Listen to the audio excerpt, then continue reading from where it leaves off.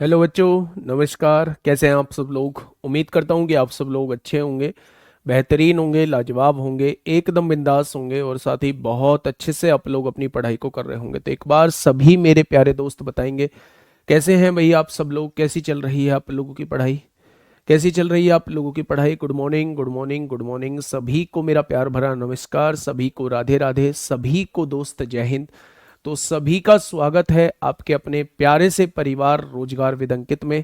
प्यारे दोस्त अमित कुमार, उल्ताफ, वंदना, दिलखुश, प्रशांत चौधरी, अविनाश, निषाद, अभिषेक, रेशमी कुमार, नितांशी, आरती, प्रविंदर, नवीन, अभिषेक, सोनू, दिनेश, सभी का स्वागत है भाई आपके अपने प्यारे से परिवार, आपके अपने प्यारे से परिवार मेरे भाई रोजगार रोजगार विद अंकित में। ठीक है। तो मेरे प्यारे दोस्त, आप लोग अच्छे से जानते हैं कि हम लोगों का रेशो चैप्टर चल रहा है और आज रेशो की आखिरी क्लास है मेरे प्यारे साथी। और आज हम लोग जो है वो कुछ चुनिंदा टाइप को देखेंगे जो हम लोगों के अभी बचे हुए हैं और जो आपके एग्जाम में पूछे जाते हैं या एक्सपेक्टेड हैं पूछे जाने योग्य हैं। ठीक है मेरे भाई। तो बिना टाइम को वेस्ट किए हुए शुरुआत करते हैं आज की क्लास को मेरे प्यारे दोस्त। ध्यान से सुनना, ध्यान से सॉरी भाई। देखिए, ध्यान से सुनेंगे मेरे सभी साथी। मैंने आपसे कहा कि अगर अगर मैं बात करता हूं कोई भी एक चीज है, अगर मैं एक बात करता हूं मेरे भाई, कोई भी आपके सामने एक वस्तु दी हुई है, मान लो ये अर्थ आप लोगों के सामने दी हुई है। ये क्या है भाई? तो आप कहेंगे ये अर्थ हम लोगों के सामने दी हुई है, ये पृथ्वी हम लोगों के सामने दी हुई है। थोड़ी देर के लिए मान के चलेंगे ये अर्थ हम लोगों को दी हुई है। अब मैं इस अर्थ को दो पार्ट में डिवाइड करता हूं, इक्वली डिवाइड करता हूं। तो अगर मैं आपसे रेशो पूछता हूं दोनों का, तो जब ये दोनों बराबर पार्ट हैं तो दोनों का रेशो 1 होगा। ये बात बहुत अच्छे से जानते हैं आप लोग। अगर मैं ऊपरी पार्ट को कहूं तो इसे उत्तरी गोलार्ध कहा जाता है। इसे क्या कहा जाता है? उत्तरी गोलार्ध बोला जाता है, यानी कि नॉर्थर्न हेमिस्फेयर बोला जाता है। और अगर नीचे वाले पार्ट की बात करूं तो मेरे प्यारे दोस्त इसे दक्षिणी गोलार्ध बोला जाता है, यानी कि इसे साउथर्न हेमिस्फेयर बोला जाता है। आप लोग बहुत अच्छे से जानते होंगे, ये चीज आपने ज्योग्राफी में पढ़ी होगी। अगर मैं आप लोगों से ये कहता हूं मेरे भाई, अगर मैं आप लोगों से ये कहता हूं कि मेरे दोस्त उत्तरी गोलार्ध यानी नॉर्थर्न हेमिस्फेयर और साउथर्न हेमिस्फेयर का रेशो क्या होगा, तो आप कहेंगे दोनों बराबर हिस्से होते हैं, तो दोनों का रेशो क्या हो जाएगा? 1:1 हो जाएगा। ठीक है, 1:1 हो जाएगा। अगर मैं आप लोगों से ये कहूं मेरे भाई कि एक बार आप मुझे नॉर्थर्न हेमिस्फेयर और पूरे अर्थ का रेशो बता दीजिए कि कितना होगा। मैंने क्या पूछा है? नॉर्थर्न हेमिस्फेयर और अर्थ का रेशो मैंने आपसे पूछा है कि इन दोनों का रेशो मुझे बता दीजिए, इन दोनों का रेशो क्या होगा। तो आप कहेंगे भाई नॉर्थर्न हेमिस्फेयर की वैल्यू क्या है? 1 है। और अर्थ जो है वो मेरे भाई इन दोनों पार्टों को मिला के बना हुआ है, यानी 1 और 1, इन दोनों का रेशो क्या हो जाएगा? इन दोनों का रेशो जो है वो 1/2 हो जाएगा। अगर मैं आप लोगों से कहूं कि भाई साहब अर्थ और साउथर्न हेमिस्फेयर का रेशो थोड़ा सा मुझे बता दीजिए कितना होगा, पृथ्वी और दक्षिणी गोलार्ध का रेशो कितना होगा वो मुझे बता दीजिए। तो आप लोगों ने कहा अर्थ मतलब पूरा सर्किल, और पूरे सर्किल के अंदर दो पार्ट हैं, दोनों को जोड़ेंगे तो एक और एक दो पार्ट हो जाएगा अर्थ। साउथर्न हेमिस्फेयर मतलब नीचे वाले पार्ट की बात हो रही है, तो इसका रेशो जो है वो 2:1 हो जाएगा। तो अगर मैं कभी आपसे नॉर्थर्न हेमिस्फेयर और साउथर्न हेमिस्फेयर का रेशो पूछता हूं, क्वेश्चन में दिया नहीं होगा, आप हमेशा मुझे 1:1 बताएंगे। मैं आपसे अर्थ और नॉर्थर्न हेमिस्फेयर का रेशो पूछता हूं तो आप मुझे 2:1 बताएंगे। अर्थ और साउथर्न हेमिस्फेयर का रेशो पूछता हूं तो आप मुझे 2:1 बताएंगे। अगर साउथर्न हेमिस्फेयर अपॉन अर्थ का रेशो मैं आपसे पूछता हूं तो वो 1:2 बताएंगे। ठीक है, बहुत बढ़िया, बहुत शानदार। मेरे प्यारे दोस्त, आज हम लोग जो क्वेश्चन देखेंगे वो हीरे वाले क्वेश्चन देखेंगे, और दूसरे जो क्वेश्चंस हम लोग देखने वाले हैं वो प्रेजेंट ईयर और लास्ट ईयर के इनकम के क्वेश्चंस देखने वाले हैं। प्रेजेंट ईयर और लास्ट ईयर के इनकम के क्वेश्चन देखने वाले हैं। और तीसरे टाइप के जो क्वेश्चन हम लोग देखेंगे वो पृथ्वी और दक्षिणी गोलार्ध और उत्तरी गोलार्ध के क्वेश्चन हम लोग देख रहे होंगे, और उसके बाद जो है वो चैप्टर खत्म हो जाएगा। आज बिल्कुल भी स्थिति नहीं थी, लेकिन मतलब बताना भी उचित नहीं है और बताना भी उचित है। पिताजी का देहांत हुआ था 2024 में, है ना, 29 मार्च को। तिथि के हिसाब से बात करूं तो पंचमी को मेरे भाई, और आज पंचमी है, तो आज उनकी, जैसे आपने सुना होगा, बरसी, यानी 1 वर्ष पूरा होने पर जो हवन कराया जाता है वो है मेरे भाई। तो सुबह से हवन हुआ था 9 बजे तक, और आप लोग समझ ही सकते हैं कि माहौल कैसा होगा, और माता जी भी हैं, आप लोग समझ सकते हैं कि उनकी सेहत कैसी होगी। लेकिन वो है ना, आपके कमेंट से मुझे जो है वो थोड़ा सा डर लगता है। कमेंट से कैसे? बहुत सारे बच्चे ये सुनने के लिए नहीं आए हैं जो मैं सुना रहा हूँ। बहुत सारों ने पैसा खर्च इसलिए नहीं किया है कि वो मेरी परिस्थिति को सुने, वो मेरी दिक्कतों को सुने। उन्हें उन्हें आज आज हो या कल हो, उन्हें क्लास से मतलब होता है। तो बस उस कमेंट से बचने के लिए मैं आपके सामने खड़ा हुआ हूं, है ना। और इसमें आप लोगों को पता ही है कि आज मतलब किसी भी परिवार के लिए ये दिन कैसा होता है। खैर, छोड़िए इन सब बातों को, आते हैं मेरे भाई हम लोग पहले क्वेश्चन की तरफ।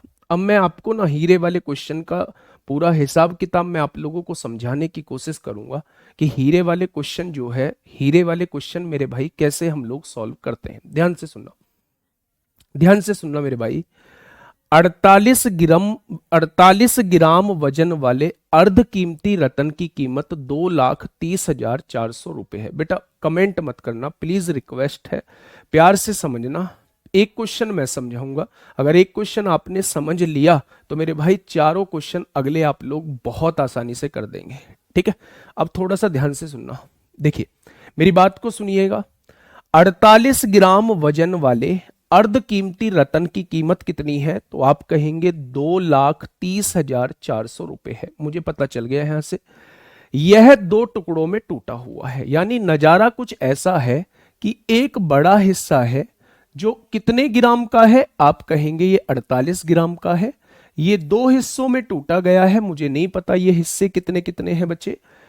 उसने कहा है जिनके वजन का अनुपात जो है वो 5-7 दिया हुआ है, जिनके वजन का अनुपात जो है वो 5-7 आप लोगों को दिया हुआ है। अच्छा, इस 5 का मतलब क्या होता है? इस 5 का मतलब होता है कि मेरे भाई ये हिस्सा जो है वो 5 पार्ट का है, ये हिस्सा 7 पार्ट का है। अगर मैं दोनों हिस्से को जोड़ता हूं तो टोटल मेरे पास 12 पार्ट का हिस्सा बैठता है। लेकिन टोटल कितने पार्ट का दिया हुआ है? 48 ग्राम का दिया हुआ है, यानी 1 बराबर 4 के आ जाएगा। अगर 1 बराबर 4 के आ जाएगा तो 5 बराबर किसके आएगा? यानी ये वाला जो हिस्सा होगा वो 20 ग्राम का होगा। 1 बराबर 4 के आ चुका है तो 7 बराबर ये वाला हिस्सा जो रहेगा वो 28 ग्राम का रहेगा। मेरे प्यारे दोस्त, ये 20 ग्राम का हिस्सा, ये 28 ग्राम का हिस्सा, दोनों हिस्से को जोड़ेंगे तो एक पूरा हिस्सा 48 ग्राम का बना होगा। क्या आपके समझ में ये बात आ चुकी है? तो आप कहेंगे जी ये बात समझ में आ चुकी है। अब आप देखिए थोड़ा आगे से, यदि कीमत वजन के वर्ग के समानुपाती है, यानी जितना वजन है ना उसके वर्ग के समानुपाती है कीमत, तो मेरे भाई जब मैं इसका वर्ग करूंगा तो इसकी कीमत आएगी 400 रुपए। जब मैं इसका वर्ग करूंगा तो इसकी कीमत आएगी 784 रुपए। जब मैं इसका वर्ग करूंगा तो 50 से कितना कम? 2, 2 का स्क्वायर 4 होता है, इसकी कीमत आएगी 2304 रुपए। क्या बोला है उसने? उसने बोला है कीमत जो है वो वजन के वर्ग के समानुपाती है बच्चे, समानुपाती होती है बच्चे। तो अगर वजन का वर्ग 48 ग्राम है तो इसका वर्ग कर दूंगा तो क्या इसकी कीमत 2304 आ जाएगी। अगर इसका वजन 20 ग्राम है तो इसका वर्ग कर दूंगा तो क्या इसकी कीमत 400 आ जाएगी। इसका वजन 28 ग्राम है तो इसका वर्ग कर दूंगा तो क्या इसकी कीमत जो है वो 784 आ जाएगी। तो उसने पूछा है हानि कितने की हुई, हानि बताइए। मेरे प्यारे दोस्त क्वेश्चन खत्म हो चुका है। टूटने से पहले हीरा कितने रुपए का था? तो आप कहेंगे 2304 का। टूटने के बाद हीरा कितने रुपए का हो चुका है, तो आप दोनों को जोड़ेंगे 1184 रुपए का। टूटने से पहले 2304 का था, टूटने के बाद 1184 का है। घाटा कितने का हो गया, तो आपने कहा 4 में से 4 गया 0, 10 में से 8 गया 2 और 22 में से 11 गया 11, यानी 1120 का घाटा हो गया। 1120 का मेरे भाई घाटा हो गया बच्चे। कोई दिक्कत, तो आप कहेंगे कोई दिक्कत नहीं है। अब क्वेश्चन ने कहा है 48 ग्राम वजन की कीमत 2,30,400 थी, मेरे हिसाब से कितनी है 2304। उसने कितनी दी है 2,30,400 दी है, तो क्या एक पार्ट की वैल्यू 100 के बराबर हो जाएगी? अगर एक बराबर 100 है तो घाटा बराबर कितना हो जाएगा, 1,12,000 हो जाएगा। Option number A, option number A. ठीक है, क्या ये बात समझ में आ गई?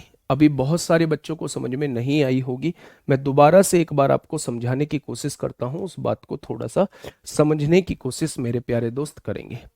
एक मेरे पास जो है 48 ग्राम का हीरा है, ये क्वेश्चन में आप लोगों को दिया हुआ है। ये दो हिस्सों में टूट जाता है, मैंने इसे दो हिस्सों में टूट लिया। उन दोनों हिस्सों का अनुपात 5-7 आप लोगों को दिया हुआ है। मैंने देखा कि दोनों हिस्सों को मिला के मेरे हिसाब से 12 ग्राम बैठ रहा है, लेकिन है हीरा 48 ग्राम का, तो 1 बराबर 4 के आ जाएगा, तो 5 बराबर, यानी ये हिस्सा 20 ग्राम का होगा, ये हिस्सा 28 ग्राम का होगा। उसने कहा है वजन की वर्ग के बराबर जो है उसकी कीमत है, वजन के वर्ग के बराबर उसकी कीमत है। इसका वजन कितना है 48, इसका वर्ग कर दीजिए, इसकी कीमत आ चुकी है 2304। इसका वजन कितना है 20, इसका वर्ग कर दीजिए, इसकी कीमत आ चुकी है 400। इसका वजन कितना है 28, इसका वर्ग कर दीजिए, इसकी कीमत आ चुकी है 784। यानी कि टूटने से पहले हीरा 2304 रुपए का था, टूटने के बाद हीरा 1184 रुपए का रह गया है। तो मेरे भाई घाटा कितने का हो गया, इसमें से इसे घटा दो, घाटा 1120 रुपए का हो गया है। उसने कहा है 48 ग्राम हीरे की कीमत 2,30,400 है, यानी इसकी वैल्यू 2,30,400 दी है, तो एक बराबर क्या हो जाएगा 100 हो जाएगा। अगर एक बराबर 100 है तो 1120 बराबर कितना हो जाएगा, तो आप कहेंगे 1,12,000 हो जाएगा। 2304 कहां से आया बेटा, इसके वर्ग के, ये देखो ना कीमत वजन के वर्ग के समानुपाती है। ये वजन है, इसका वर्ग कर देंगे, 48 का वर्ग 2304 होता है। ठीक है, क्या ये बात क्लियर हुई आप लोगों को? तो आप कह देंगे क्लियर। अभी क्लियर नहीं हुई है तो एक बार मैं अगला क्वेश्चन बताऊंगा, बिल्कुल ऐसा ही है। आइए मेरे प्यारे साथी, 4 क्वेश्चन है, चारों क्वेश्चंस में आप लोग सब कुछ समझ जाएंगे। 20-28 कैसे आया बेटा, ये तोड़ना मैं बता देता हूं, यही कारण है कोर्स का लेट होने का। अगर 48 ग्राम कोई हीरा है और ये 5-7 के रेशो में टूटता है, 5-7 के रेशो में टूटता है, तो मेरे हिसाब से दोनों को मिलाकर कितना बैठ रहा है 12। दोनों को मिला के बैठना कितना चाहिए 48 बैठना चाहिए। क्या एक पार्ट की वैल्यू 4 के बराबर आ जाएगी? अगर एक पार्ट की वैल्यू 4 के बराबर है तो 5 पार्ट क्या, ये 20 ग्राम का हीरा होगा। एक बराबर 4 है तो 7 बराबर ये 28 ग्राम का हीरा होगा। दोनों को जोड़ के 48 ग्राम बैठ रहा है, यानी ये वाला हीरा दो हिस्सों में अगर टूटता है 5-7 के रेशो में, तो एक हिस्सा 20 ग्राम होगा, एक हिस्सा 28 ग्राम होगा। ठीक है, चलिए नेक्स्ट क्वेश्चन पे चलते हैं मेरे भाई। इस क्वेश्चन को थोड़ा सा समझिएगा और इस क्वेश्चन को करिएगा मेरे प्यारे दोस्त, आपको हर एक चीज बहुत अच्छे से समझ में आएगी, बहुत प्यार से करिएगा, है ना, परेशान मत होइएगा। जल्दी से बताइए, अर्ध कीमती का कोई मतलब नहीं है, अर्ध कीमती का कोई मतलब नहीं। आइए क्वेश्चन की तरफ आइए। एक हीरा 3 हिस्सों में टूट गया है, मुझे नहीं पता कि वो हीरा कितने का था, ये 3 हिस्सों में टूट चुका है। ये बड़ा हीरा है, ये 3 हिस्सों में टूट चुका है। इन 3 हिस्सों के वजन का अनुपात आप लोगों को दे रखा है 2, 3, 4, यानी कि ये हिस्सा 2 है, ये हिस्सा 3 है, ये हिस्सा 4 है। तो टूटने से पहले 4 और 3 7 और 2 9, क्या 9 ग्राम 9 यूनिट का एक बड़ा हिस्सा रहा होगा?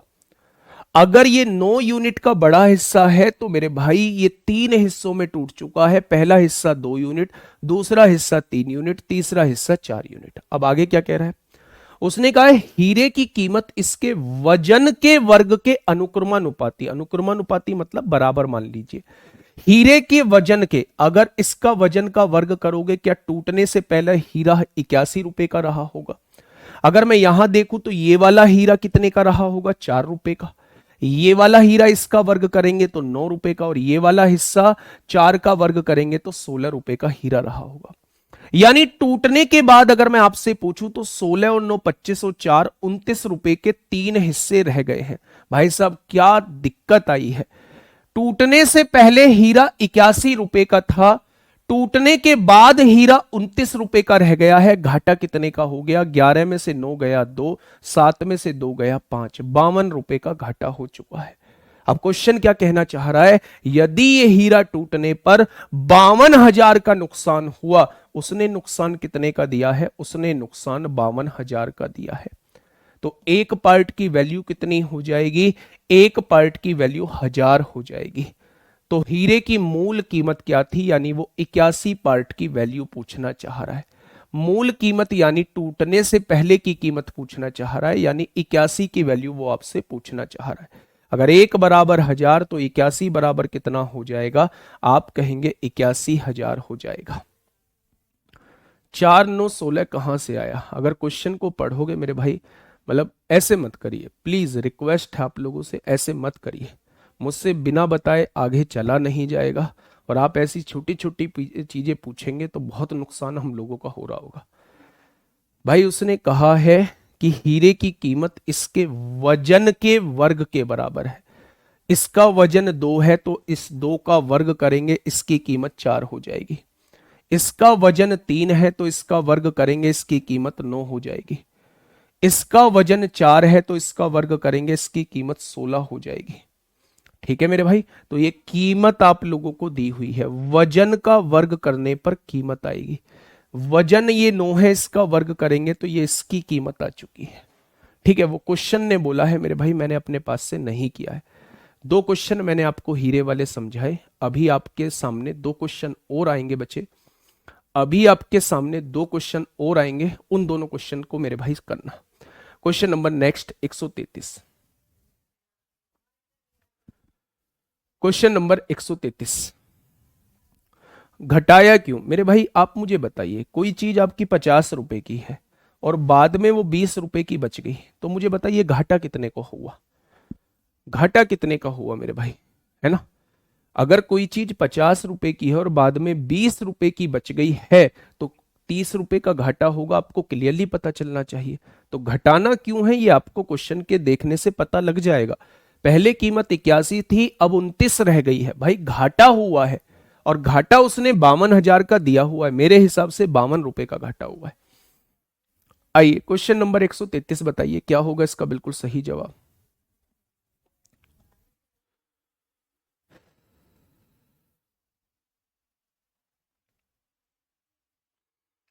जल्दी से बताइए क्या होगा इस क्वेश्चन का बिल्कुल सही जवाब। देखिए, हीरे की कीमत उसके वजन के वर्ग के समानुपाती है। पहले ही बोल दिया है जितना वजन है उसका वर्ग करना, तो हीरे की कीमत आपके सामने आ जाएगी। ठीक है, आप क्या कहना चाह रहा है? हीरे की कीमत 6,084 रुपए है, यानी हीरे की कीमत 6,084 रुपए है। 3 टुकड़ों में काटा गया है जिसके वजन का अनुपात 3:2:1 है। यानी हीरे को 3 टुकड़ों में काटा गया है, हीरे को 3 टुकड़ों में काटा गया है जिनके वजन का अनुपात आपको 3:2:1 दिया हुआ है। ये हिस्सा कितने का है? 3 यूनिट का है, ये हिस्सा 2 यूनिट का है, ये हिस्सा 1 यूनिट का है। तो 3 और 2 5 और 1 6, क्या टूटने से पहले हीरा 6 यूनिट का रहा होगा? उसने कहा है कि जितना वजन है ना उसका वर्ग करने पर कीमत आ जाएगी। तो इसका वर्ग करेंगे 9 आएगी, इसका वर्ग करेंगे 4 आएगी, और इसका वर्ग करेंगे 1, और इसका वर्ग करेंगे तो ये टूटने से पहले कीमत होगी। 9 और 4 13 और 1 14, ये टूटने के बाद कीमत होगी। अब क्वेश्चन ने कहा क्या है? क्वेश्चन ने कहा है हीरे की कीमत 6,084 है, यानी टूटने से पहले 6,084 दी हुई है। तो वो आपसे पूछना चाह रहा है घाटा कितने का होगा, हानि कितने की होगी। 36 की कोई चीज थी, अब 14 की रह गई, कितने का घाटा हो गया? 22 का घाटा हो गया, 22 का घाटा हो गया। अगर 36 बराबर इतना तो 1 बराबर कितना आएगा? 6 से काटेंगे 6 बार, 6 से काटेंगे मेरे भाई, 6 एकम 6, 6 चौक 24 हो जाएगा, 6 एकम 6, 4 बचेगा, 6 छंग 36, 6 नाम 54 हो जाएगा। तो 1 बराबर 169 है, तो 22 बराबर कितना हो जाएगा? तो आप कहेंगे यूनिट डिजिट 8 आ रहा है, तो यूनिट डिजिट इसमें 8 नहीं है। आंसर 11 का मल्टीपल है, 6 3 9 8 7 15 नहीं है। 3 और 1 4, 8 7 15, 15 में से 4 गए, 11 का मल्टीपल है। 3 और 1 4, 8 5 13, 11 का मल्टीपल नहीं है। ऑप्शन नंबर सी इस क्वेश्चन का जवाब हो जाएगा। घाटा पूछेगा, घाटा निकाल देंगे। टूटने से पहले 36 का था, टूटने के बाद 14 का रह गया है, यानी कितना घाटा हो गया है? तो आप कहेंगे 22 का घाटा हो गया है, 22 का घाटा हो गया है मेरे भाई। ठीक है, ये बात समझ में आई? तो आपने कहा जी ये बात समझ में आ गई। एक और क्वेश्चन है हीरे टूटने वाला, ये लास्ट क्वेश्चन होगा हीरे टूटने का मेरे भाई, ये लास्ट क्वेश्चन होगा। फटाफट से इसका जवाब आप लोग, नहीं एक और है इसके बाद, उसके बाद जो है वो पृथ्वी वाले क्वेश्चन चलेंगे। जल्दी से बताइए मेरे प्यारे दोस्त, सब दोस्त बताएंगे, चाहे वो कोई सी भी एग्जाम की तैयारी कर रहा हो मेरे भाई, चाहे वो मेरे दोस्त एचसीएम की तैयारी कर रहा हो, एडब्ल्यूओ टीपीओ की तैयारी कर रहा हो बलक, और चाहे कांस्टेबल या ड्राइवर साथी हो, सब बच्चे इस बात का जवाब देंगे। 22 कहाँ से आया भाई? मेरे 36 का कोई समान है और आपका वो 14 का रह गया है, तो कितना घाटा हो गया? 36 में से 14 घटाएंगे इज इक्वल टू घाटा आएगा। बताइए।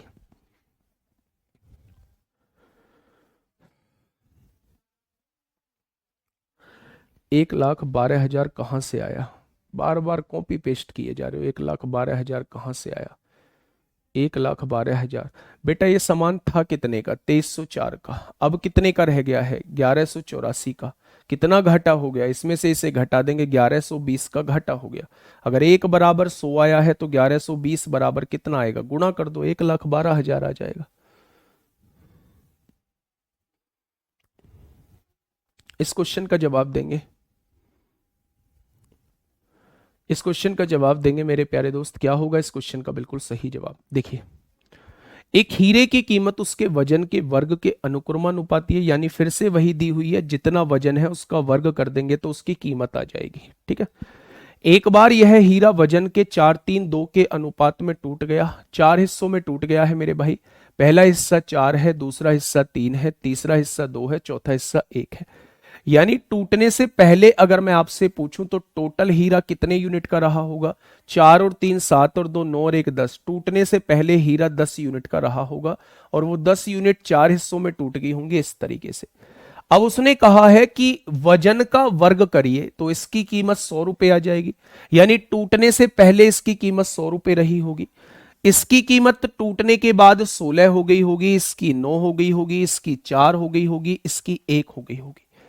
यानी कि मेरे भाई 16 और 9 25, 4 29 और 1 30। अब एक बात मुझे बताइए, अगर 100 रुपए की कोई चीज थी और केवल 30 रुपए की रह गई है, तो क्या आप मुझे नहीं बता सकते कि हानि जो रही होगी वो 70 रुपए की रही होगी?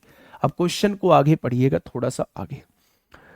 जब टुकड़ों को बेचा गया तो व्यापारी को उस हीरे के एक नग की कीमत से 63,000 कम मिले।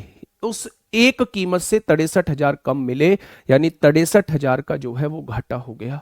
मेरे हिसाब से 70 का घाटा हो रहा है, उसने कहा है 63,000 का घाटा हो गया है। तो एक पार्ट की वैल्यू कितनी आएगी? तो आप कहेंगे एक पार्ट की वैल्यू 900 आ जाएगी।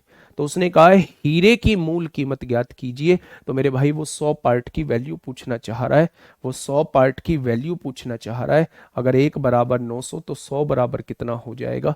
90,000 हो जाएगा। कितना हो जाएगा? 90,000 हो जाएगा। ठीक है मेरे भाई, बहुत बढ़िया। नेक्स्ट क्वेश्चन पे आइए। ये ऐसा ही क्वेश्चन है मेरे प्यारे दोस्त, प्लीज रिक्वेस्ट है सारे बच्चे इस बात का जवाब दे देंगे, सारे बच्चे इस बात का जवाब दे देंगे, फिर हम आगे बढ़ेंगे। सारे बच्चे इस बात का जवाब देंगे, जल्दी से बता दीजिए फटाफट। क्या होगा इस क्वेश्चन का बिल्कुल सही जवाब? क्वेश्चन ने क्या कहा है? संगमरमर की कीमत अपने भार के वर्ग के समानुपाती बदलती है, यानी जितना उसका वजन है उसके वर्ग कर देंगे तो कीमत आ जाएगी। संगमरमर 3 टुकड़ों में टूटता है जिसमें भार का अनुपात 3 4 5 दिया हुआ है बच्चे। यदि संगमरमर भार अनुसार 3 बराबर भागों में टूट जाता तो 1800 रुपए का नुकसान होता है। यानी कि हानि दी हुई है आप लोगों को, और मेरे भाई वास्तविक संगमरमर का मूल्य पूछा है, यानी बिल्कुल सेम एज पिछला वाला। हानि दी हुई थी और आपसे मूल कीमत पूछी थी, बिल्कुल सेम जो है वो कौन सा वाला, पिछला वाला। तो ये सेम एज 134, बिल्कुल 134 की तरह है। 4 क्वेश्चन मैंने करा दिए, एक क्वेश्चन आपके हवाले करता हूं। नेक्स्ट क्वेश्चन पे आइए मेरे प्यारे दोस्त। नेक्स्ट क्वेश्चन क्या कहता है, अब थोड़ा सा इनको थोड़ा सा समझिएगा बच्चे। हाँ, हमेशा स्क्वायर ही होगा। अगर घन बोलता है तो घन करेंगे, स्क्वायर बोलता है तो स्क्वायर करेंगे, और अगर कुछ भी नहीं बोलता है, डायरेक्टली प्रोपोर्शनल बोलता है, तो वही रहने देंगे। ठीक है, उसमें ना लाभ होता है ना हानि होती है। देखिए ध्यान से सुनिएगा, किसी नीले और पीले रंग के चित्र में, एक नीले रंग का चित्र है ये भाई साहब पूरा, ये नीले रंग का चित्र है, ये नीले रंग का चित्र है मेरे भाई, और ये दे रखा है नीचे पीले रंग का चित्र दे रखा है। किसी नीले और पीले रंग के चित्र में नीले और पीले रंग का प्रयोग 4:3 के अनुपात में क्रम से किया जाता है। यदि ऊपरी हिस्से में नीले और पीले रंग का अनुपात 2:3 है, 2:3 है, यानी इस हिस्से में आप मानिए नॉर्थर्न हेमिस्फेयर में जो रेशो दिया हुआ है वो 2:3 दिया हुआ है, तो निचले हिस्से में आपसे पूछा है इन दोनों हिस्से को मिलाकर पृथ्वी बनी होगी। ऐसा कुछ आप थोड़ी देर के लिए अपने दिमाग में मान लीजिए, ऐसा कुछ थोड़ी देर के लिए अपने दिमाग में मान लीजिए मेरे भाई। ऊपरी हिस्से में नीले और पीले रंग का अनुपात जो है वो 2:3 दिया हुआ है, और निचले हिस्से में नीले और पीले रंग का अनुपात आप लोगों से पूछा गया है नॉर्थर्न हेमिस्फीयर और साउथर्न हेमिस्फीयर को मिला के टोटल पृथ्वी बनी होगी। दिमाग में ऐसी इमेज दोस्त बना लीजिए। अब आप यहां लिखिए, यहां नीला रंग लिखिए, यहां पीला रंग लिखिए। नीले और पीले रंग का अनुपात आप लोगों को दिया है और वही पूछा जा रहा है मेरे प्यारे दोस्त। अगर मैं आपसे कहूं क्या कहूं, पृथ्वी की बात करता हूं, पूरे हिस्से की बात करता हूं, पूरे हिस्से की बात करता हूं भाई, पूरे हिस्से की बात करता हूं, पूरा हिस्सा। और मेरे भाई पूरे हिस्से में नीले और पीले रंग का अनुपात क्या दिया हुआ है पूरे हिस्से में, तो आप कहेंगे पूरे हिस्से में नीले और पीले रंग का अनुपात 4:3 दिया हुआ है।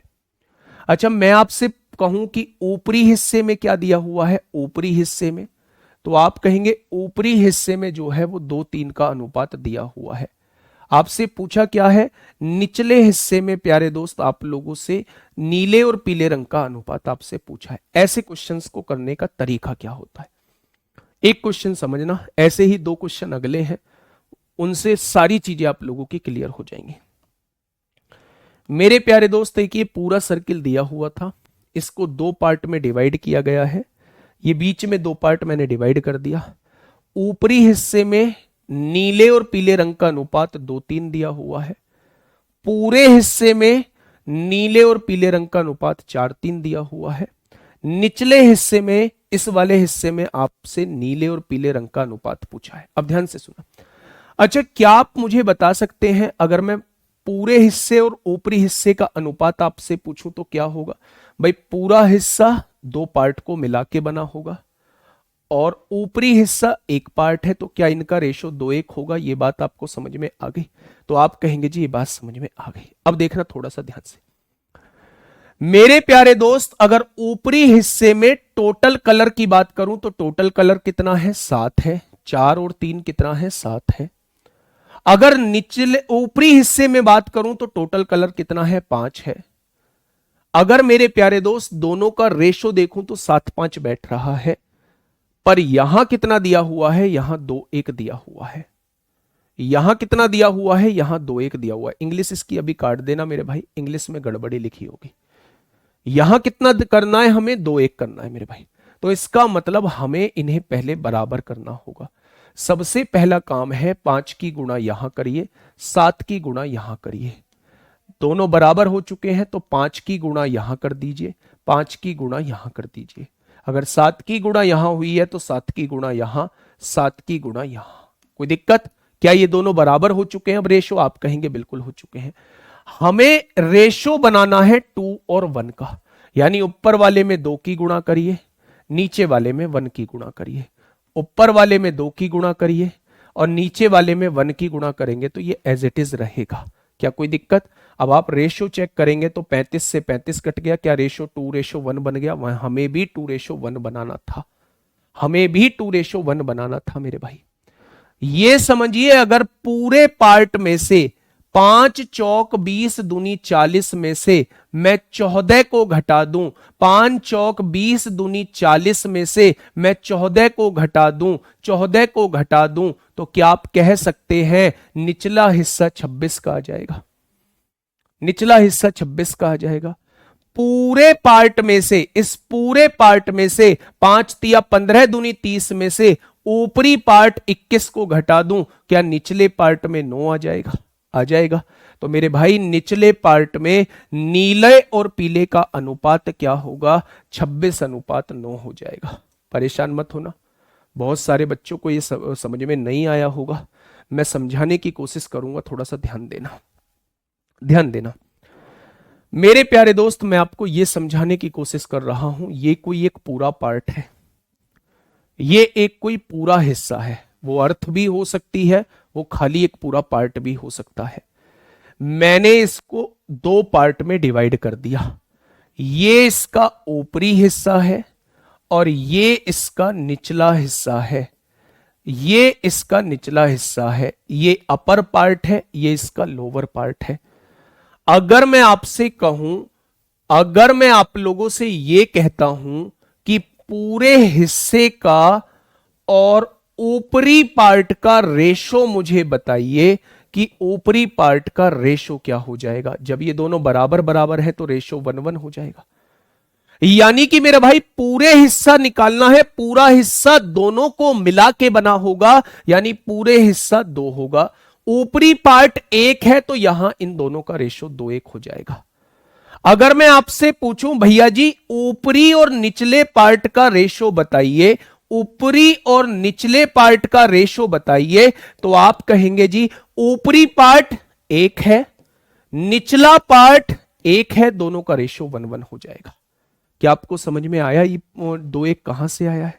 दोनों पार्ट को मिलाएंगे 2 हिस्से बनेंगे पूरे हिस्से में, और ऊपरी पार्ट का 1 हिस्सा है। ध्यान से सुनना, यहां क्वेश्चन ने कहा है कि पूरे हिस्से में नीले और पीले कलर का अनुपात 4:3 है, ऊपरी हिस्से में नीले और पीले कलर का अनुपात 2:3 है, और निचले हिस्से में मुझे नीले और पीले कलर का अनुपात मुझे बताना है। मैंने देखा भाई टोटल कितना बैठ रहा है? 7। टोटल कितना बैठ रहा है? 5। पूरे हिस्से और ऊपरी हिस्से का अनुपात तो 2:1 होना चाहिए, लेकिन जब मैं इन्हें देखता हूं तो यहां अनुपात 7:5 बैठ रहा है। तो मुझे सबसे पहले इन्हें बराबर करना होगा। 5 की गुणा यहां, 7 की गुणा यहां, 5 की गुणा पूरे में, 7 की गुणा यहां। ये भी 35 हो चुका है, ये भी 35, दोनों बराबर हो चुके हैं, लेकिन हमें बनाना है 2:1, यानी ऊपर में 2 की गुणा और नीचे में 1 की गुणा। पूरे में 2 की गुणा, नीचे में पूरे 1 की गुणा। पूरे हिस्से में से ऊपरी हिस्सा घटा दोगे तो निचला हिस्सा आ जाएगा, पूरे हिस्से में से ऊपरी हिस्सा घटा दोगे तो नीचा हिस्सा आ जाएगा। ठीक है, बहुत बढ़िया। ऊपरी और निचले हिस्से को दोनों को जोड़ोगे तो पूरा हिस्सा बनेगा। 26 और 14 40 हो जाएगा, 9 और 21 30 हो जाएगा। ठीक है, ऐसा नहीं है, अभी आपके समझ में आ गया होगा। इस क्वेश्चन पे आइए, बिल्कुल ऐसा ही क्वेश्चन है भाई साहब, दिमाग में पूरी तरीके से सटीक बैठ जाएगा अगर इस क्वेश्चन को थोड़ा सा आराम से पढ़ लिया। सर सिलेबस कब तक पूरा हो जाएगा? 5 महीने के लिए बोला है, 5 महीने में। ठीक है, 5 महीने के लिए बोला है। थोड़ा सा पीछे हट जाएगा क्योंकि मतलब समझा रहा हूं चीजों को, थोड़ा सा पीछे खिंच जाएगा, पर ज्यादा टाइम नहीं लेगा। लेकिन इस सिलेबस को करने के बाद आप लोगों को केवल और केवल प्रैक्टिस की जरूरत पड़ेगी। बराबर क्यों बनाया है? बराबर बनाया है बेटा इस रेशो में बनाने के लिए। सबसे पहले एक रेशो को दूसरे रेशो में बदलने के लिए उन्हें बराबर करना पड़ता है, बराबर करना पड़ता है बच्चे। 1/2 क्यों कर देंगे? क्या पूरा हिस्सा 1 पार्ट है, ऊपरी हिस्सा 2 पार्ट है? नहीं ना, पूरा हिस्सा 2 पार्टों से मिलकर बना है, ऊपरी हिस्सा 1 पार्ट है, इसलिए 2:1 करना पड़ेगा। देखिए बाकी की चीजें इस पॉइंट में क्लियर होंगी। अभी मतलब बेसिक क्वेश्चन आप लोगों के क्लियर नहीं है, ये आपको मानना पड़ेगा। आप इसे ये कह के नहीं टाल सकते ऐसे क्वेश्चन पेपर में नहीं पूछे जाते, ये कह के बिल्कुल नहीं टाल सकते। ये क्वेश्चन पेपर के ही है मेरे भाई, तो आपको अगर नहीं आते हैं तो समझना होगा। 3-1 ले तो तब भी यही आंसर आएगा। सर क्या बेटा 3-1 लेंगे क्यों? कहीं 3 हिस्से बन रहे हैं क्या? 3 हिस्से बन रहे हैं? नहीं बन रहे ना, तो फिर 3-1 क्यों लेंगे मेरे भाई? यहां देखो, यहां क्लियर होंगी चीजें। पृथ्वी की पूरी सतह पर भूमि और जल का अनुपात। पृथ्वी, यहां पृथ्वी लिखा हुआ है, पृथ्वी की पूरी सतह यानी पूरा हिस्सा, पूरा हिस्सा यहां दिया हुआ है। अगर पूरे हिस्से पे मैं बात करूं, पूरे हिस्से पे मैं बात करूं तो भूमि और जल का अनुपात आप लोगों को क्या दिया हुआ है? भूमि और जल का अनुपात जो है वो 3:4 आप लोगों को दिया हुआ है पूरे हिस्से पे अगर मैं बात करूं। अब देखना बच्चे, उत्तरी गोलार्ध में, उत्तरी गोलार्ध मतलब ऊपरी हिस्से की बात कर रहा है। उत्तरी गोलार्ध मतलब ऊपरी हिस्से की बात कर रहा है, ऊपरी हिस्से की बात कर रहा है मेरे भाई। ऊपरी हिस्से में भूमि और जल का अनुपात क्या दिया है? 7:9। अच्छा, क्या मुझे आगे का बिना देखे, क्या मुझे इन दोनों का रेशो आप लोग बता सकते हो? पूरी पृथ्वी में कितने पार्ट होते हैं? पूरी पृथ्वी में 2 पार्ट होते हैं, उत्तरी गोलार्ध और दक्षिणी गोलार्ध। क्या पूरी पृथ्वी 2 पार्टों से मिलकर बनी है? ऊपरी हिस्सा 1 पार्ट से मिलकर बना है। क्या इन दोनों का रेशो 2:1 होगा? हमें कुल मिला के 2:1 में बदलना होगा। ध्यान से सुनिएगा, मैंने देखा इन दोनों को जोड़ा तो 7 आया, इन दोनों को जोड़ा तो 16 आया। क्या ये दोनों 2:1 के अनुपात में है? आपने कहा जी नहीं है। यानी कि मेरे प्यारे दोस्त हमें इन्हें बराबर करना होगा। 16 की गुणा यहां करनी होगी, 7 की गुणा यहां, 16 की गुणा यहां करिए, 16 की गुणा यहां करिए, 7 की गुणा यहां करिए, 7 की गुणा यहां करिए। कोई दिक्कत? क्या अब ये दोनों बराबर हो चुके हैं? जैसे ही ये दोनों बराबर हो, ऊपर वाले में 2 की गुणा, नीचे वाले में 1 की गुणा। अब आप रेशो निकाल के देखिए ना मेरे प्यारे दोस्तों, 112 से 112 कट गया, रह गया ना 2:1 का रेशो। तो मेरे भाई अगर मैं आपसे कहूं ऊपर वाले में 2 की गुणा तो यहां भी 2 की गुणा, और नीचे वाले में 1 की गुणा, तो यही रहेगा। अच्छा ये बताइए, पृथ्वी, पूरी पृथ्वी में से अगर ऊपरी पार्ट को हटा दूं तो क्या निचला पार्ट बचेगा? दक्षिणी गोलार्ध बचेगा। और दक्षिणी गोलार्ध पे भूमि और जल का अनुपात निकालना है तो इसमें से इसे घटा दो। आपने कहा 16 तिया 48 दूनी 98, 48 दूनी 96, 16 दूनी 32 तिया 96, 96 में से 49 जाएंगे तो कितना बचेगा मेरे भाई? आप कहेंगे 47। 96 में से 49 जाएंगे तो कितना? कहीं गड़बड़ी हुई है क्या हम लोगों से? 3-5 दिया हुआ। अच्छा ये 3-5 दिया हुआ है, 3-5 होगा बेटा, उससे तो आंसर गलत आएगा। इंग्लिश में अलग है, हिंदी में अलग है, सॉरी है ना, ये टाइपिंग मिस्टेक है मेरे भाई। आज मुझे देखने का टाइम नहीं मिला है क्योंकि आज सुबह से पूजा पे था और इन्होंने चेक नहीं करी है। 3-5 हो जाएगा। आप कॉन्सेप्ट जरूर समझ गए होंगे। 3-4 लेंगे तो ये आंसर आपके सामने आ जाएगा। पूरी पृथ्वी में से उत्तरी गोलार्ध घटा दीजिए तो आपके पास दक्षिणी गोलार्ध आ जाएगा। ठीक है, लेकिन मेरे प्यारे दोस्त अब इस रेशो से हम लोग क्वेश्चन को सॉल्व कर लेते हैं। ध्यान से सुनना, पूरी पृथ्वी पर रेशो क्या दिया हुआ है? 3-5 दिया हुआ है। उत्तरी गोलार्ध पे रेशो क्या दिया है? 7-9 दिया हुआ है। जब मैंने देखा तो ये 8 पार्ट बैठे, ये जोड़ा तो 16 पार्ट, यानी ये 1-2 का रेशो बन रहा है। तो मेरे भाई सबसे पहले मैंने इन्हें बराबर किया, बराबर हो गए तो 2 की गुणा यहां करी, 2 की गुणा यहां कर दी। अब मुझे रेशो 2:1 बनाना है तो यहां 2 की मल्टीप्लाई करनी होगी, यहां 1 की। बन गया ना 2:1, तो यहां भी 2 की मल्टीप्लाई करनी होगी, यहां भी 2 की मल्टीप्लाई करनी होगी, यहां 1 की करनी होगी। अगर मैं आप लोगों से कहूं कि पूरी पृथ्वी में से उत्तरी गोलार्ध घटा दीजिए, 3 दूनी 6, 6 दूनी 12 में से 7 गया तो दक्षिणी गोलार्ध 5 आएगा। 5 दूनी 10 दूनी 20 में से 9 घटा दीजिए तो दक्षिणी गोलार्ध 11 आएगा। तो क्या आप कह सकते हैं, क्या आप कह सकते हैं दक्षिणी गोलार्ध पे भूमि और जल जो रहेगी वो 5-11 रहेगी? ठीक है मेरे भाई, तो मेन खेल जो है इस रेशो का है। अगर आपसे कहा जाए ऊपरी हिस्सा और निचले हिस्से का रेशो 1:1 होगा। अगर आपसे कहा जाए पूरे हिस्से का, हाँ, अगर आपसे कहा जाए पूरे हिस्से का अपॉन ऊपरी हिस्से का रेशो 2:1 होगा। अगर आपसे कहा जाए निचले हिस्से का अपॉन पूरे हिस्से का रेशो 1:2 होगा। पूरा हिस्सा मतलब दोनों पार्ट और एक हिस्सा मतलब एक पार्ट। ठीक है, चीजें समझ में आई? तो आपने कहा जी चीजें समझ में आ गई हैं। इसका आंसर मुझे दीजिए। पहले रेशो चेक कर लो, क्या पूरा आपको दिया हुआ है रेशो? पृथ्वी की संपूर्ण सतह पर भूमि और जल का अनुपात 1:2 है। उत्तरी गोलार्ध में भूमि और जल का अनुपात 2:7 है। दक्षिणी गोलार्ध के आधे क्षेत्र में भूमि और जल का अनुपात जो है वो 3:2 है। तो ज्ञात कीजिए दक्षिणी गोलार्ध के दूसरे भाग में जल और भूमि का अनुपात क्या होगा। ऐसा ही क्वेश्चन है, ट्राई कर लेना मेरे भाई। पहले सबसे पहले आपको क्या करना है, ये पृथ्वी की पूरी सतह पर दिया हुआ है संपूर्ण, तो 2:1 में इसे बदल लेना है मेरे भाई। ऊपर वाले पूरे हिस्से में से नीचे वाला घटा देंगे तो दक्षिणी गोलार्ध का आ जाएगा। फिर उस दक्षिणी गोलार्ध को 2 पार्ट में डिवाइड कर लेना, आधा क्षेत्र दे रखा है ना, उसे फिर 2 पार्ट में डिवाइड कर लेना। जो काम आपने यहां किया है वो एक बार फिर आप लोगों को यहां करना है। अगर हो तो बहुत अच्छी बात है, ना हो तो फिर मुझे बता देना, ठीक है मेरे भाई, मैं इसे करा दूंगा। लेकिन मैं आप लोगों से कह रहा हूं कि कोशिश जरूर करनी चाहिए। मैथ सीखने की एक यही कला है, जितनी बात मैं आपको समझाने में लगा रहा हूं उतनी देर में तो ये क्वेश्चन करा दूंगा। लेकिन मेरे प्यारे दोस्त उस चीज का कोई फायदा नहीं है जब तक आप पेन नहीं चलाएंगे, जब तक आप पेन नहीं चलाएंगे। आप, मैं ये कहना चाह रहा हूं, आप कोशिश करिए। अगर मैं कोई क्वेश्चन आपको दे रहा हूं तो जस्ट इसलिए दे रहा हूं कि जिससे कि आप पेन चलाएं। अगर मैं आपको इसके अंदर लेके आया हूं पीडीएफ के अंदर तो कराने के लिए लेके आया हूं, कराने के लिए लेके आया हूं। लेकिन मेरे प्यारे दोस्त एक बार आपको चीजें समझनी होंगी, चीजें समझनी होंगी मेरे प्यारे साथी, ठीक है। अभी करा दो, हाँ मैं करा देता हूं इस क्वेश्चन को। लेकिन मैं आपसे एक बात बोलना चाह रहा हूं, ये हालात आपको बहुत पीछे ले जाएंगे, बहुत पीछे ले जाएंगे। ये जो आपकी एक्टिविटी है ना, मैं तो भाई करा ही दूंगा, मैं तो करा ही दूंगा। अगर मैं आपके सामने लेके आया हूं तो दोस्त मैं कराने के लिए ही लेके आया हूं। लेकिन आप जो है, आप चीजों को जब तक नहीं करेंगे तब तक कुछ होगा नहीं।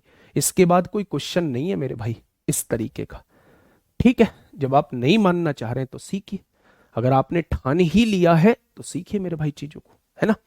मैथ मजबूत होने का एक ही तरीका है, अगर मैं 2 क्वेश्चन करा रहा हूं तो 5 क्वेश्चन आपको करने पड़ेंगे।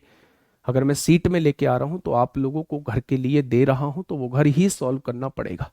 खैर अब मैं इसे करा ही देता हूं, अब आप ध्यान से समझ लीजिए, है ना। पर मैं कह रहा हूं जितनी जल्दी इन चीजों को छोड़ दोगे ना उतनी जल्दी भाई साहब फायदे में रहोगे।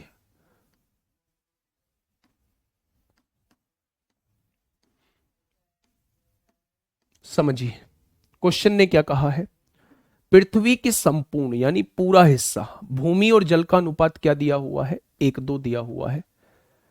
उत्तरी गोलार्ध यानी ऊपर का हिस्सा, ऊपरी हिस्से पे अनुपात क्या दिया हुआ है, 2:7 दिया हुआ है। क्या इंग्लिश में भी वही रेशो दिया है, आपने कहा जी बिल्कुल दिया हुआ है। क्या अगर पृथ्वी में से उत्तरी घटा दूंगा तो दक्षिणी गोलार्ध आ जाएगा, दक्षिणी गोलार्ध आ जाएगा, निकालिए। क्या पूरी पृथ्वी 2 पार्ट से मिलकर बनी होती है, क्या उत्तरी गोलार्ध 1 पार्ट से मिलकर बना होता है, यानी 2:1 के रेशो में हमें बदलना होगा।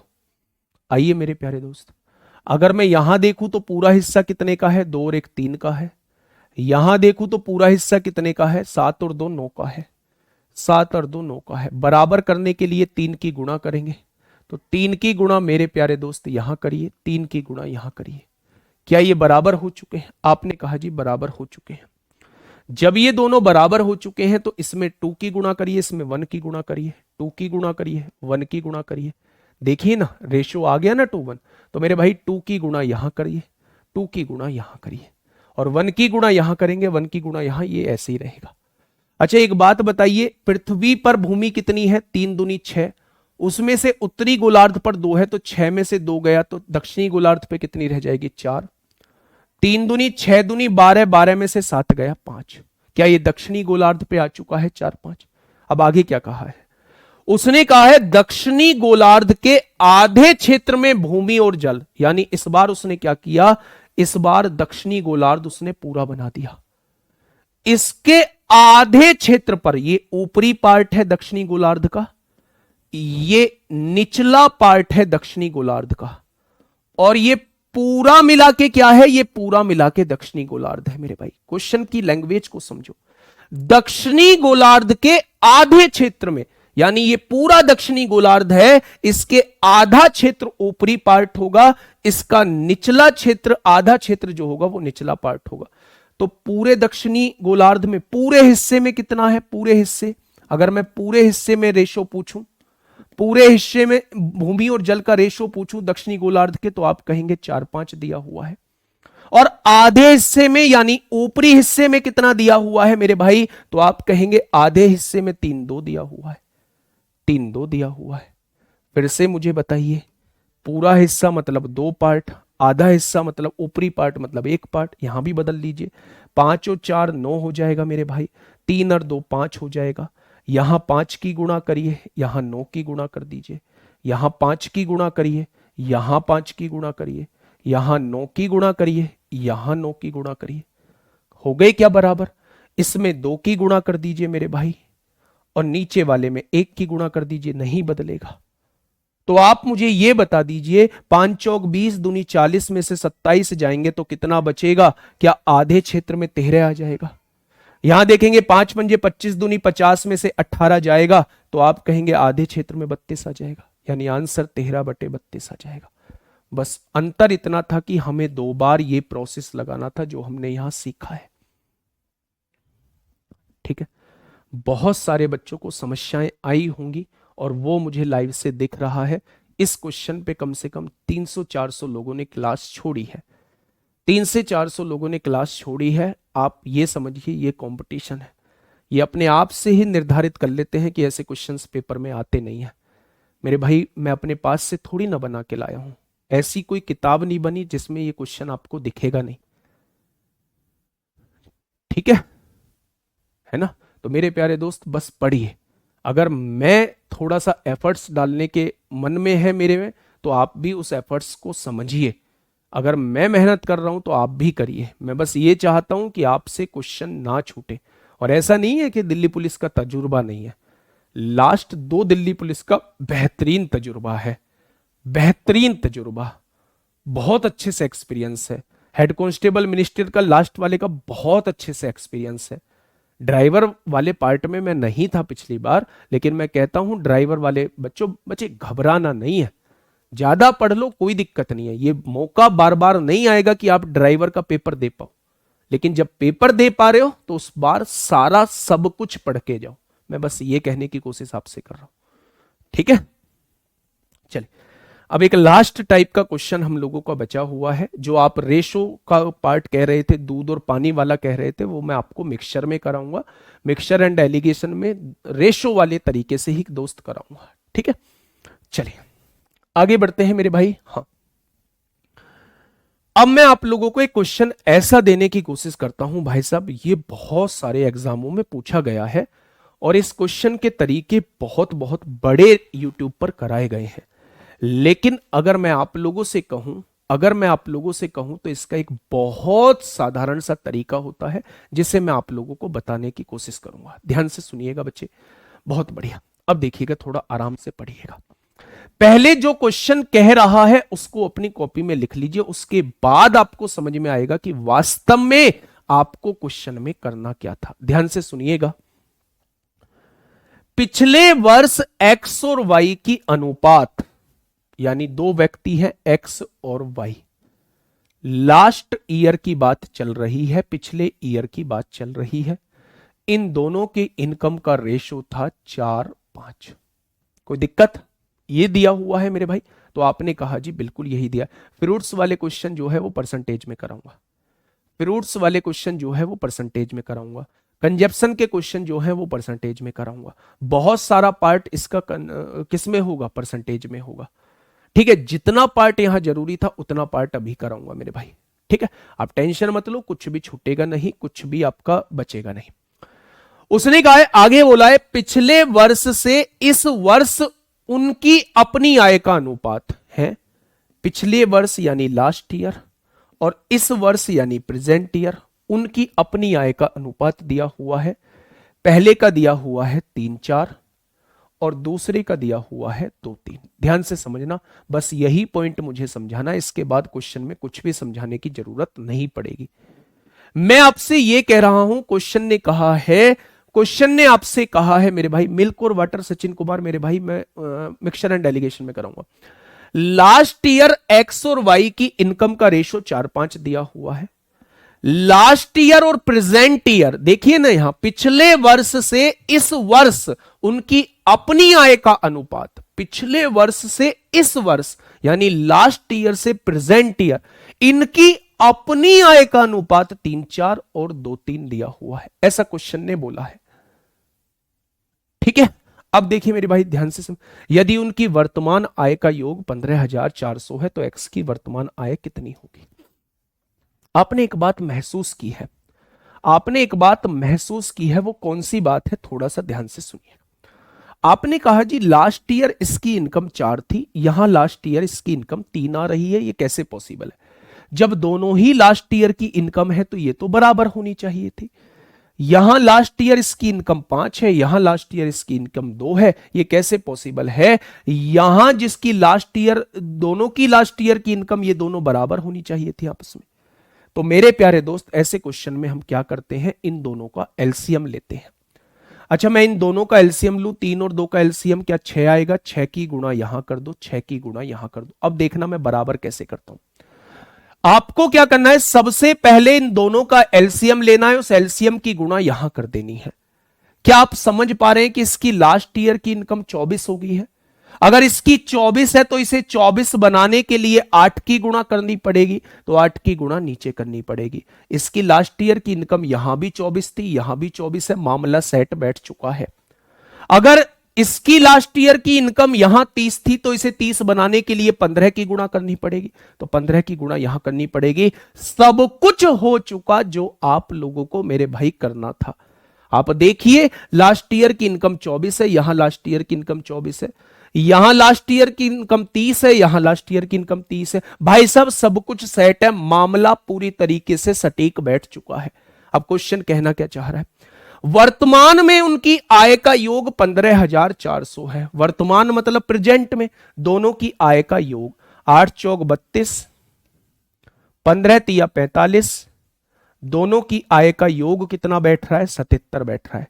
और उसने कितना दिया है, 15,400। क्या 1 बराबर 200 के आ जाएगा, तो आपने कहा जी बिल्कुल आ जाएगा।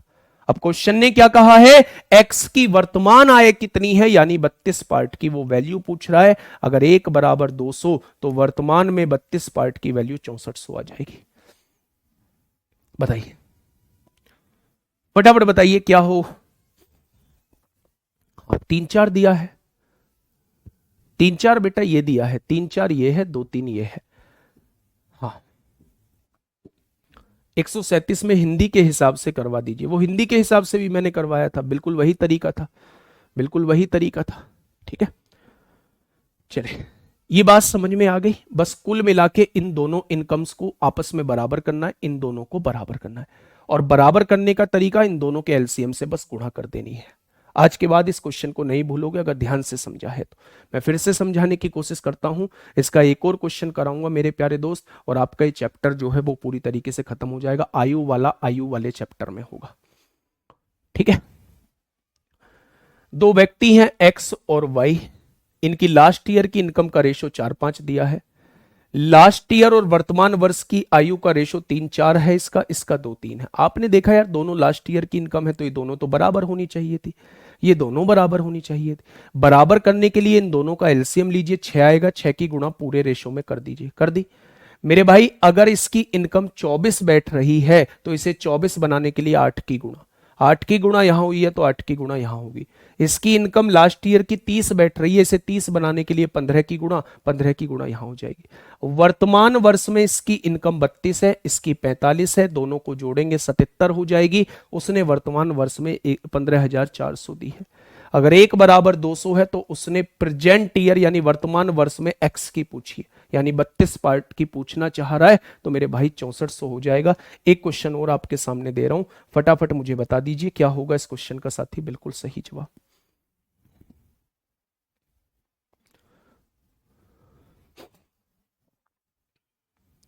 बताइए फटाफट बता दीजिए। चुनाव वाले यार परसेंटेज में होंगे, क्यों यार दिमाग की दही कर रहे हो।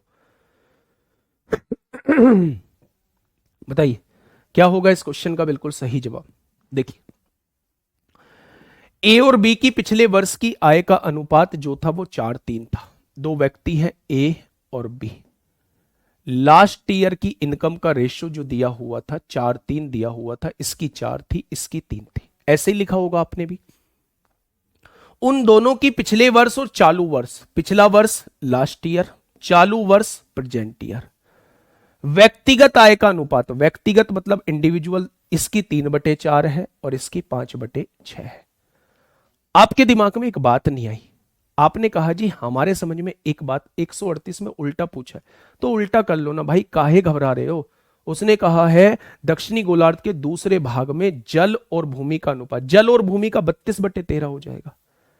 ये तो कॉमन सेंस का क्वेश्चन था यार, इसमें क्या बात होगी। देखिए अब आपके दिमाग में आई जी, देखो हमें एक बात समझ में नहीं आ रही, जब ये दोनों लास्ट ईयर की इनकम है तो ये दोनों बराबर क्यों नहीं है, ये दोनों बराबर क्यों नहीं है। मैंने कहा बराबर कर दो। आपने कहा बराबर कैसे करें, मैंने कहा इन दोनों का एलसीएम लो। 3 और 5 का एलसीएम क्या है, 3 और 5 का एलसीएम होता है 15। 15 की गुणा यहां कर दो, 15 की गुणा यहां कर दो। इसकी इनकम 60 हो चुकी है, इसे 60 बनाने के लिए 20 की गुणा यहां कर दो, 20 की गुणा नीचे हो जाएगी। इसके 45 बनाने के लिए 9 की गुणा यहां कर दो, 9 की गुणा यहां हो जाएगी। सब कुछ सेट बैठ चुका है, 60 60 45 45। ठीक है। क्वेश्चन ने कहा है यदि चालू वर्ष के लिए उनकी आय इतनी है, मेरे हिसाब से 80 और 54 134 हो जाएगा। उसने कहा है 8.04 लाख है, तो एक बराबर 8.04 बटे 134 हो जाएगा। क्वेश्चन ने क्या कहा है, बी की पिछले वर्ष की आय बतानी है, यानी वो 45 की वैल्यू पूछना चाह रहा है, 45 की वैल्यू पूछना चाह रहा है। तो यहां से मेरे प्यारे दोस्त आप लोग सॉल्व कर लेंगे। बस कैसे सॉल्व करेंगे, 6 बार कटेगा, 6 चौक 24 को 4 हासिल 2, 6 18 2 20 को जो ये 6 बार कट जाएगा, 0.6 बार कट जाएगा।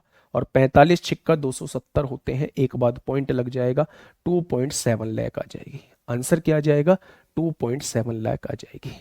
ठीक है, क्या ये दोनों क्वेश्चन आपके समझ में आए। एक और क्वेश्चन मैं आपको ऐसा ही होमवर्क में दे रहा हूं मेरे प्यारे दोस्त, ऐसा ही क्वेश्चन एक और आपको होमवर्क में दे रहा हूं। आज मैंने क्वेश्चंस आप लोगों को कौन कौन से कराए, एक तो हीरे वाले क्वेश्चंस कराए, एक मेरे प्यारे दोस्त प्रेजेंट ईयर लास्ट ईयर वाले क्वेश्चन कराए, और एक आप लोगों को जो है आज पृथ्वी वाले क्वेश्चन कराए। ठीक है मेरे भाई, इन तीनों क्वेश्चंस की प्रैक्टिस करिएगा। 15 क्वेश्चन मैं तीनों के 5-5 क्वेश्चन आपको दिलवा दूंगा, 15 क्वेश्चंस आपको मिल जाएंगे। उनकी 15 क्वेश्चंस की प्रैक्टिस कर लेना, रटना मत, चीजों को समझना। हाँ गौरव भाई मुझे पता है अभी चैप्टर खत्म नहीं हुआ है, कल मैं इस चैप्टर को खत्म करूंगा। 12 क्लास में टोटल ये खत्म होगा, 11 क्लास हम लोगों की आज हो चुकी हैं। और जो बच्चे मुझसे ये पूछ रहे हैं कि आपका सिलेबस कब खत्म होगा, तो सिलेबस खत्म होने का मैंने आपसे बताया है 5 मंथ का मैंने आपको बताया है दिल्ली पुलिस कांस्टेबल वालों का, है ना। 1-1.5 महीना जो फालतू बताया है वो एससीएम और एडब्ल्यू टीपीओ वालों का बताया है। ड्राइवर वाले 5 महीने में ही हो जाएगा। ये हो सकता है बस 5 महीने की जगह ये 6 महीने में हो जाए, लेकिन सिलेबस खत्म कराना उद्देश्य नहीं है, आपको समझाना उद्देश्य है। आप जब मॉक टेस्ट लगाने बैठे तो आपसे क्वेश्चन बने, वो उद्देश्य है। सिलेबस खत्म कराना उद्देश्य नहीं। और आप कहीं ना कहीं समझोगे कि सिलेबस, मैं क्यों नहीं चाहूंगा कि सिलेबस जल्दी खत्म हो जाए। मैं तो आसान आसान सी चीजें पढ़ा के आप लोगों के का भी भला बना रहूंगा, आप लोग भी मुझे अच्छा बताते रहेंगे, बहुत बढ़िया पढ़ाते हैं, और कोर्स भी जल्दी खत्म हो जाएगा। दोनों चीजों में मेरा फायदा है। लेकिन एग्जाम हॉल में मुझे आपकी गाली सुनने को मिल रही होगी। ठीक है, तो मेरे प्यारे दोस्त, मेरे प्यारे भाई, अब एग्जाम हॉल में अगर गाली नहीं सुननी है तो मुझे वो सारी चीज करानी होंगी जो पूछी जाती हैं, चाहे वो मुश्किल हो, चाहे वो मॉडरेट हो, चाहे वो आसान हो। ठीक है, तो मैं शुरुआत में बहुत आसान चीज भी कराता हूं, पर आखिरी की 1-2 क्लास थोड़ी सी अच्छी लेवल की होती हैं, और वो मैं कराता रहूंगा, उसमें कोई दिक्कत वाली बात है ही नहीं। कल जो है वो लास्ट क्लास हम लोग कंटिन्यू करेंगे इसकी परसेंटेज की, और उसके बाद हम अगला चैप्टर स्टार्ट करेंगे आप लोगों का। रेशो की लास्ट क्लास करेंगे, उसके बाद अगला चैप्टर परसेंटेज आप लोगों का स्टार्ट होगा। ठीक है, ओके, टाटा बाय बाय।